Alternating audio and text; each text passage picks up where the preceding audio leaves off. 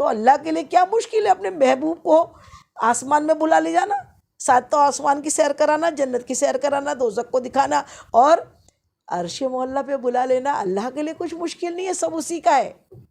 اور ہمارا یقین یہ ہونا چاہیے کہ بس یقین ہے ہمیں کہ جو اللہ نے کہا یہ حق ہے، سچ ہے، اور اللہ نے کہا اور اللہ کا رسول کی بات بھی بولنا، ہر بات کو ماننا حق ہے، سچ ہے۔ آقا نہیں تو بتایا تو پورا قرآن ہم مانتے ہیں نا۔ کسی کے پاس جبریل امین خود وہی لے کر آئے تھے کیا کہ لے تیرے حصے کی یہ وہی ہے، تیرے حصے کی وہی ہے؟ تو پھر تو لوگ اپنے اپنے قرآن بنا لیتے۔ قرآن کی وہی اللہ تعالیٰ نے حضور پاک کے قلب اطہر پر جبریل امین کے ذریعے بھیجی، اور ہمیں حضور پاک کی زبان سے معلوم پڑا یہ قرآن ہے۔ تو جب زبان سے قرآن کو مانتے ہو تو معراج کو کیوں نہیں مانتے ہو؟ وہ بھی تو میرے مصطفیٰ نے اپنی زبان سے کہا نا کہ ہم رات کے اتنے حصے میں ساری آسمانوں کی اور سارے جنت کی اور عرش معلیٰ کی اور اللہ سے ملن کی پوری باتیں کس نے بتائی؟ اللہ تعالیٰ کے حبیب نے نا۔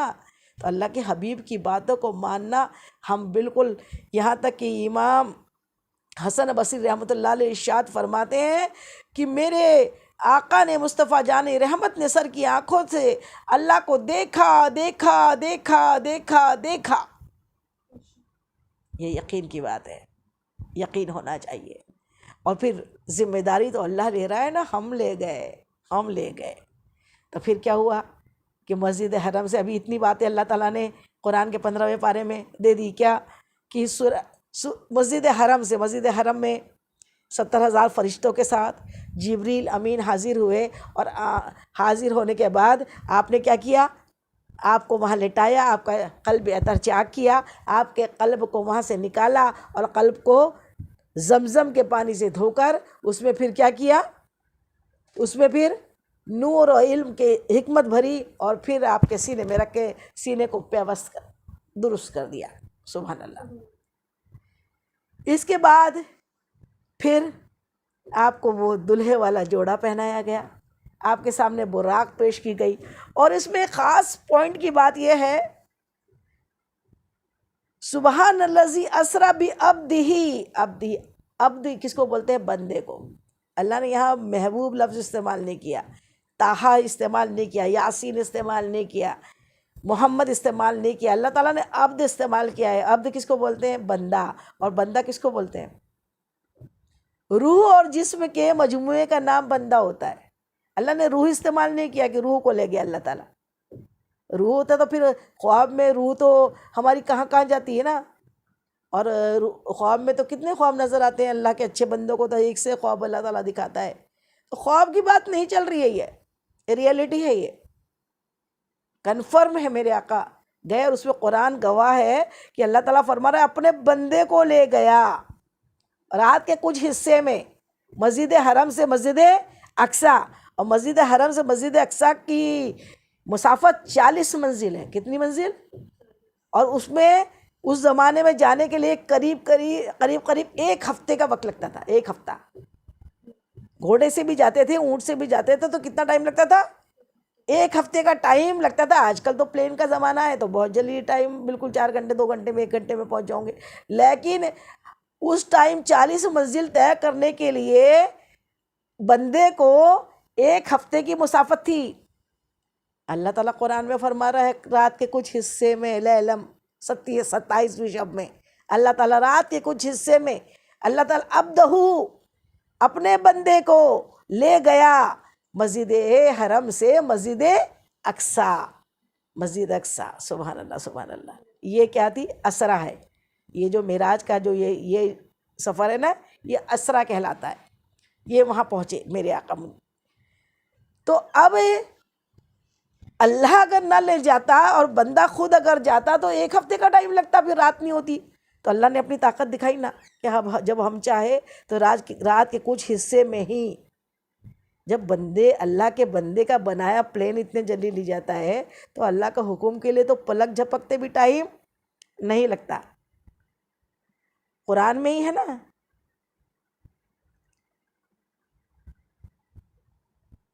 جو سلیمان علیہ السلام کا تخت اٹھا کے لائے تھے، وہ بھی ایک ولی تھے، اللہ کی مدد سے پلک جھپکنے سے کم وقت میں ملکہ کو تخت کے ساتھ لے آئے تھے۔ اللہ اگر چاہے تو پھر کچھ مشکل کی بات نہیں ہے، لمحے کی بھی ضرورت نہیں ہے، وقت تھم جاتا ہے، سورج چاند سب کچھ اللہ کے تابع ہیں، اللہ کے حکم پہ چلتے ہیں، جب اللہ تعالیٰ نے فرما دیا تو حق ہے۔ اب آپ مسجد اقصی پہنچنے کے پہلے کا سفر دیکھیے، براق آپ کے سامنے پیش کی گئی، اور یہ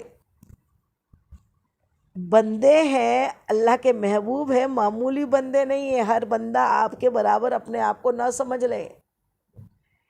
آپ کے لیے آپ کی رفاقت کس نے کی ہے؟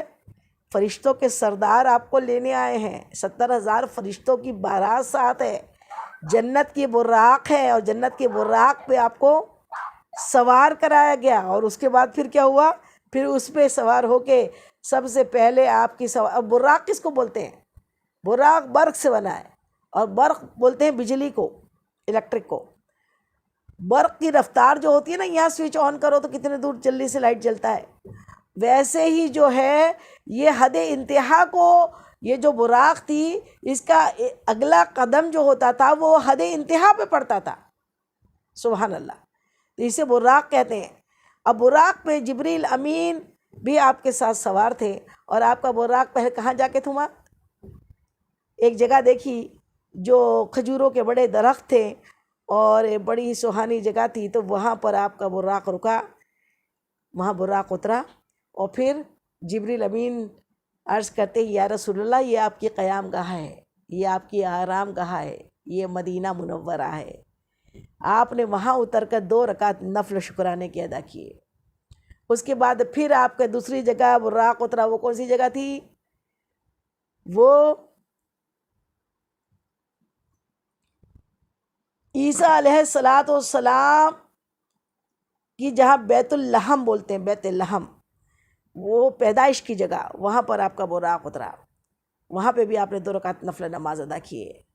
اس کے بعد پھر آپ کا براق کہاں اترا؟ پھر ایک جگہ اور تھی جہاں آپ کا براق اترا، وہ تھی ایک جگہ سے بڑی خوشبو آ رہی تھی، بڑی خوشبو۔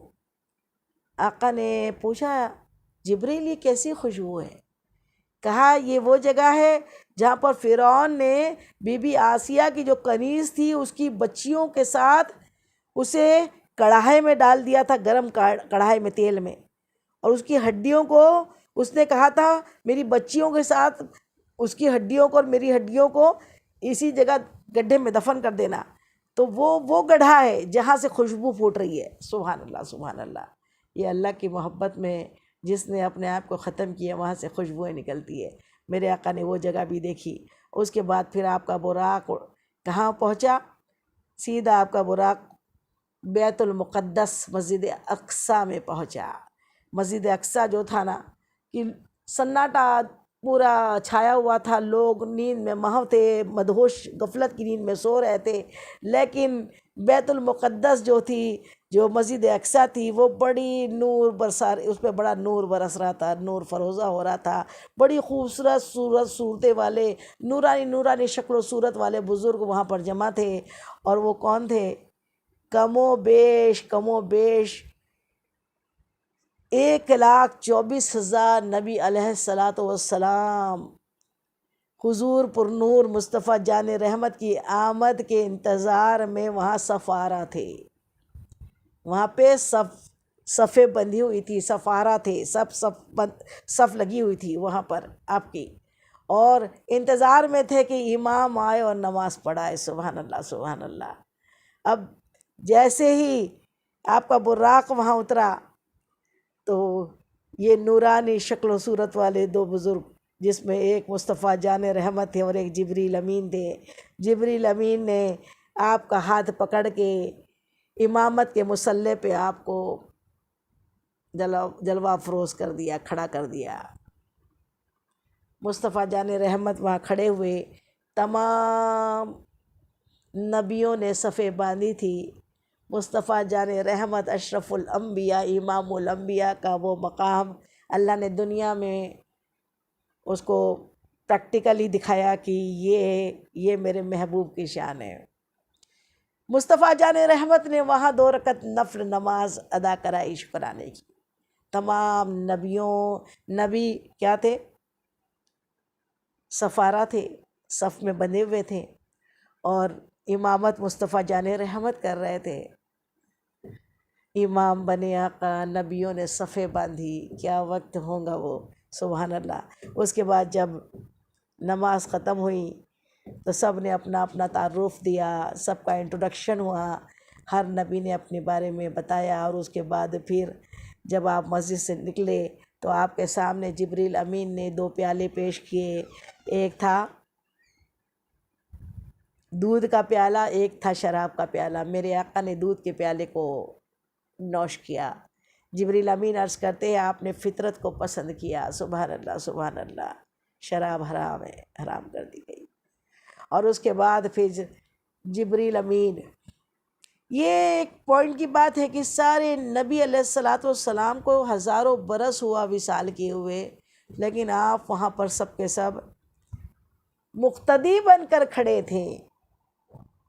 اس سے یہ بات جو بولتے ہیں نا مر گئے مٹی ہو گئے، میرے آقا کی حدیث مبارکہ ہے کہ نبیوں کی انبیاؤں کے جسم مٹی پر حرام ہے، انبیاؤں کے جسم کو مٹی نہیں کھاتی۔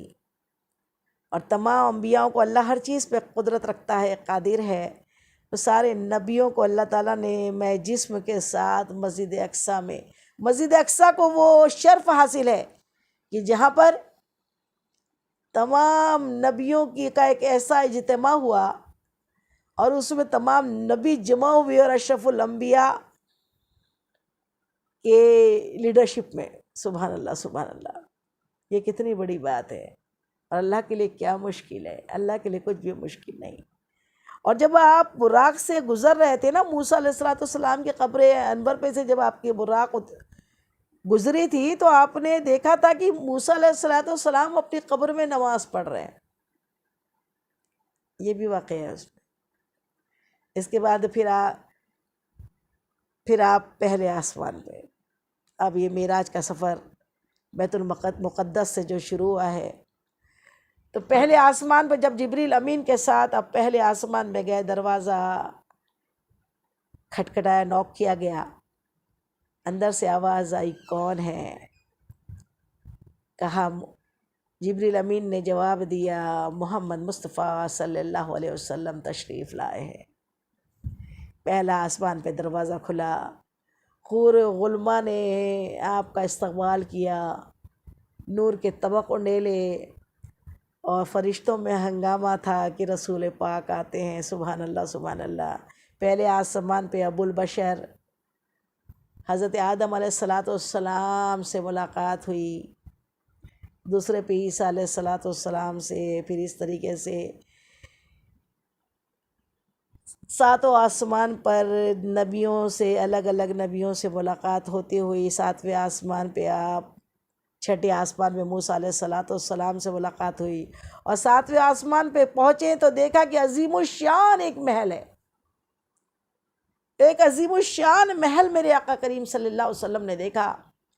اور اس میں جو کعبہ ہے، اس میں کعبہ ہے، اور کعبہ جو کیسا ہے، جیسے زمین پہ کعبہ ہے، اللہ تعالیٰ نے آسمان پہ ایک کعبہ وہاں پہ بنایا ہوا ہے اس محل پہ، اور اس کو ٹیک لگا کے ابراہیم خلیل اللہ علیہ السلام وہاں پہ بیٹھے ہوئے ہیں۔ پوچھا یہ کون ہے؟ کہا یہ ابراہیم علیہ السلام ہے۔